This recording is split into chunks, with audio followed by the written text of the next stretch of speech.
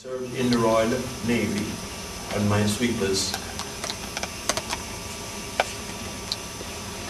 What do those bells mean? What are they for? Well, for service, for general service. Afterwards, if you want, I'll give you full details of it, of the different medals. How long were you at war for? Well, I served from 1941 to 1947. I was first in the Royal Navy and then I transferred from the Royal Navy to the Royal Air Force. Air Sea Rescue Service. That's this badge here. Were you one of the people that gave money? Well, yes. Because when the war started, I was still in school, and we used to have to give a subscription to the war effort, to buy planes, ambulances, and everything. Is there a lot of black people? Black people? Where? Well, it depends what country it is, you know. Well, no, very few was in Britain at the time, when we came here. Well, I came here in 1944. I came to England in 1944. Right, don't forget Mr. Philpott. If you served in the war, how long would you serve the war? 3 years.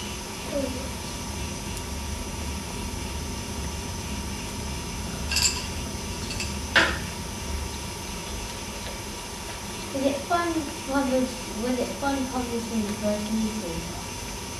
No, it wasn't fun at all. It was quite tiring and fatiguing, really, especially to get news about black people at that time, because we were very, what I should say, unsubscribed in those days.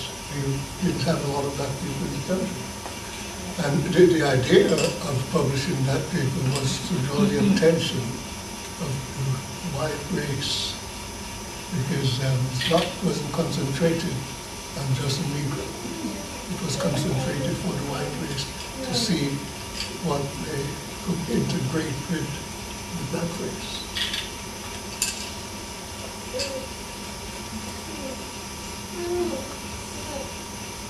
When you published the newspaper, was it for the black people to recognize or the white people to recognize? Speak up a bit. When you published the newspaper, was it for the black people to recognize what they're doing or the white people to recognize what they're doing?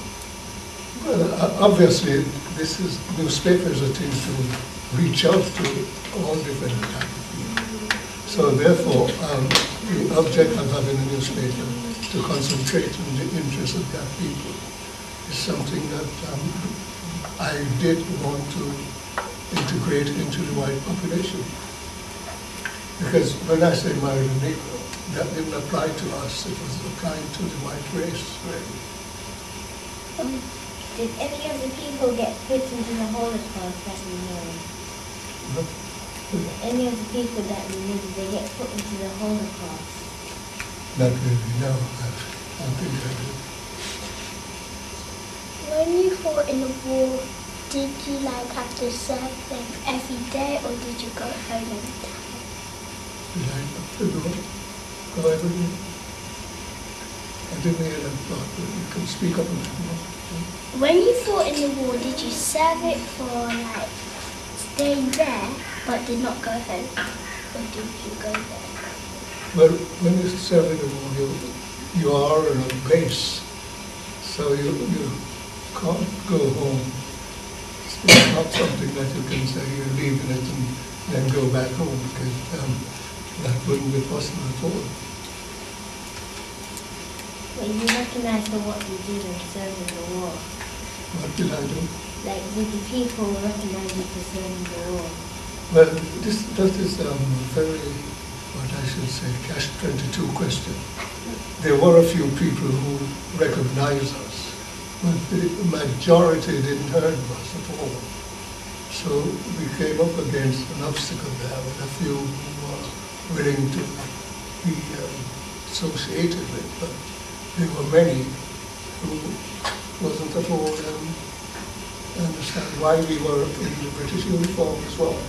You see, because we are black people, and they never see them in uniform. And we are in the Air Force uniform, Army clothes, Navy clothes, and they were a bit surprised to see us. Did they respect you in the army? Well, I was in the Air Force, but I think you have to get a certain amount of sort of respect. Because you have a lot of rules and regulations which you've got to abide by when you're in the forces. What role did the women play in the war? Well, we had a few women in the ATS and the Women's Royal Air Force, the WAF. They were mostly doing a lot of work in the offices. Some had traveled under the baton of the Army, the ATS, and Montgomery. Have you heard of Montgomery? No. When Montgomery, the other Army region, a lot of them was attached to that regiment. Well, did women stay in the war as long as men did in the army? But there wasn't no real definitions of how long to stay, how long you want to stay. You see, at the end of the war, you could rejoin again and start another life in the Army or the Air Force. But there are a few of us who took opportunities of getting a course after the war was over to go to college, go to industry and train for different services. But what happened here was that the Air Ministry and the Ministry of Defense agreed to have youngsters who were in college and those who were in training to continue their studies after the war. And I was one of those who made an application for that. And many of us took that opportunity, and we stayed on longer than others who went directly home. Did you get enough food to eat? Well, I think we did do it, of course, because once you're in the Army and part of the forces, they make sure you have enough food to keep you up. I asked Mr. Wilmot the same question about food, to see what he says. What did you get enough food or drink to eat? Well, actually, it's a mystery how we survived because, you know, we just somehow just couldn't get used to the English food that was being served. But later on, they start to give us extra rations of rice and sugar and things like that to make us, you know, feel at home. But nathi, you must have heard about the nathi. Nathi, that's the catering place. Well, the term is Navy, Army and Air Force. Yes, Institute. That's what kept us alive because they used to serve chips and stew steak and things like that, something that we could eat. So that more or less, you know, came to our rescue. When you fought in the army, did the white people in the army, did they respect you or did they? Did they what, dear? Respect you. Did they? Respect you. Oh, yes, well, we had a culture shock because, you know, you're coming to a foreign country and you have certain things in your mind, and when you came here, it was all different because the first thing, they didn't know about us. As far as you're concerned, you're black and you're from Africa. They didn't know much about West Indies, but actually we knew everything under the colonial policy. We knew or learned everything about this country, but when we came here, it was a different thing. For instance, when they saw us in the RF uniform, they were a bit surprised because in this country it was a big deal to be accepted in the RF because you had to be an educational standard. But owing to the fact that most of us were ex-college fellows, You know, we were able to take the test and pass the test and all that. For instance, now, the ERC rescue, of which I was a member, it was a special thing. That's the reason why, on one occasion, I was at a function, and the Queen was walking past, and she saw the badge, and she stopped, because she knew of the ERC rescue, but she didn't know that there were any black faces in it. You know, so that was another surprise again. And many more surprises, you know, that we encountered.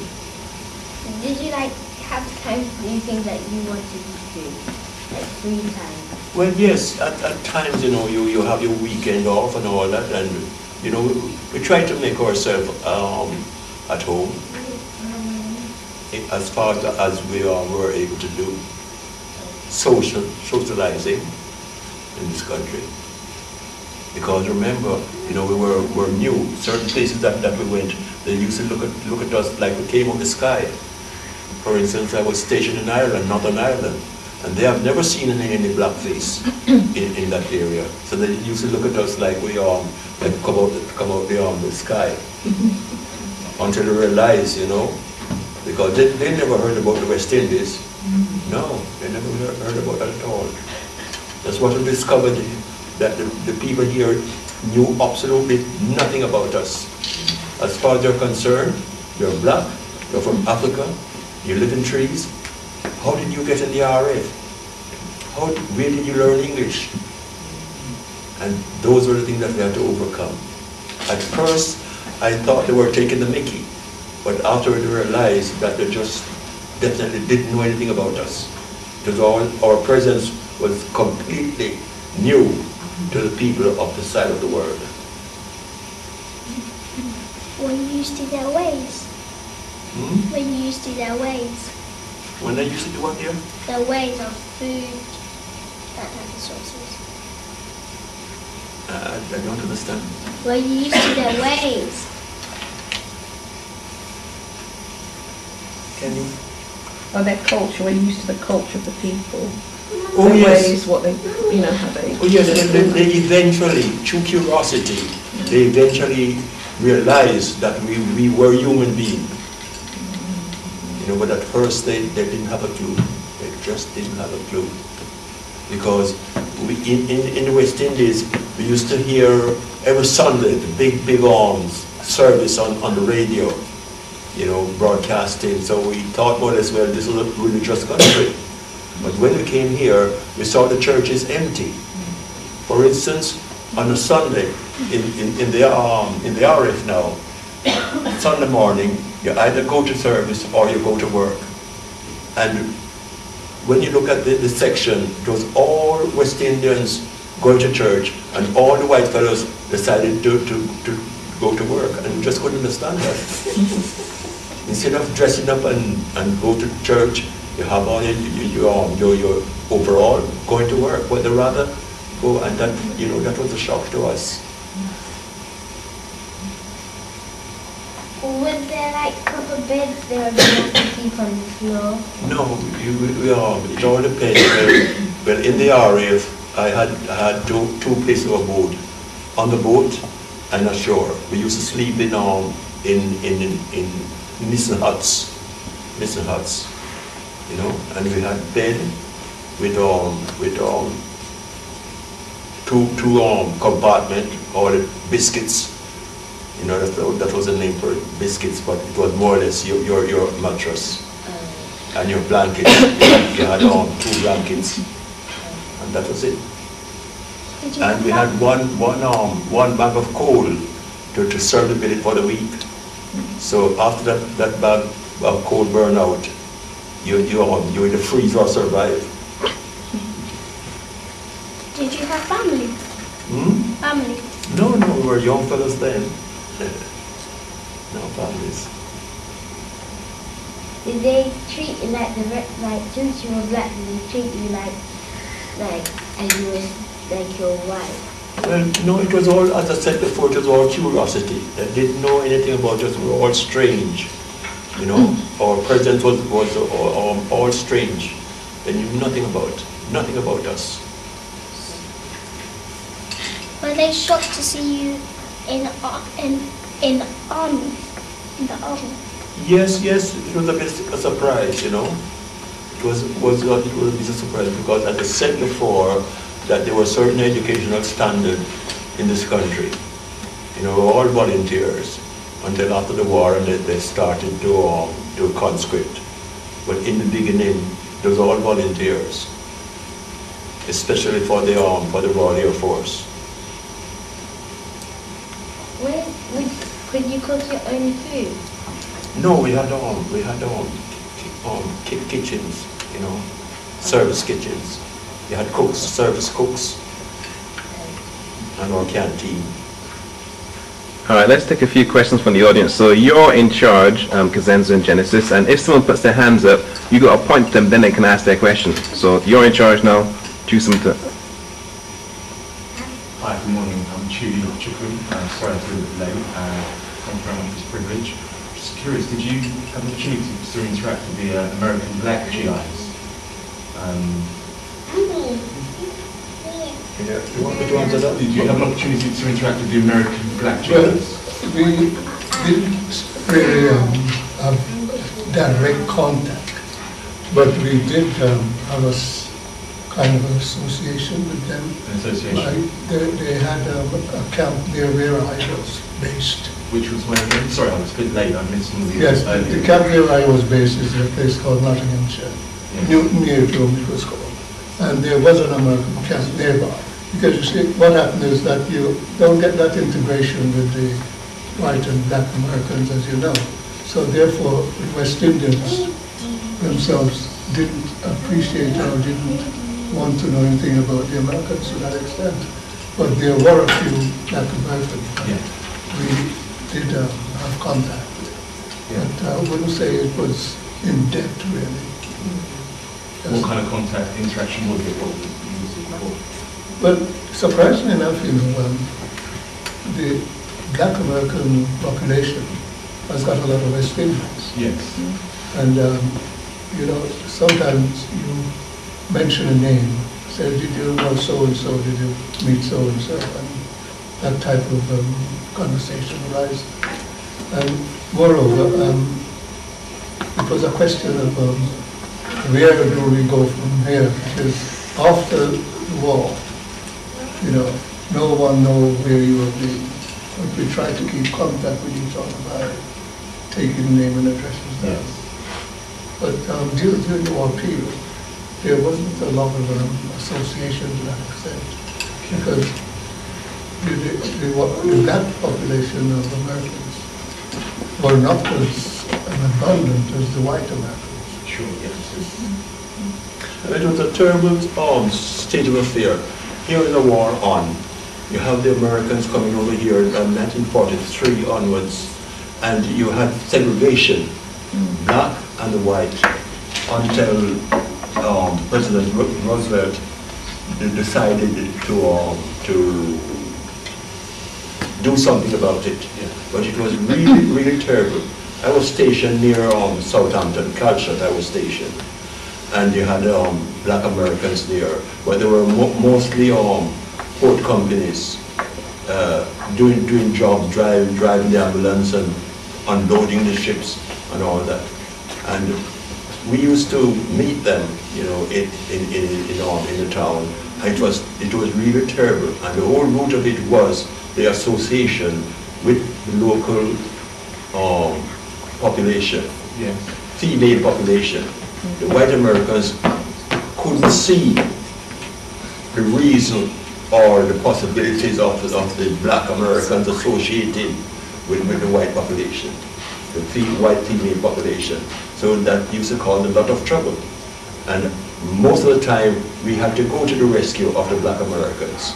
Because, for instance, now you'd be in a pub having a drink, and 2 or 3 white Americans come in and say, okay, nigger, get out of here. But you move to West Indian, you know, that is like you put a red cloth before a bull. And we used to go haywire, see, and they couldn't do anything. Like when the Germans bombed the East End, you know, life went on.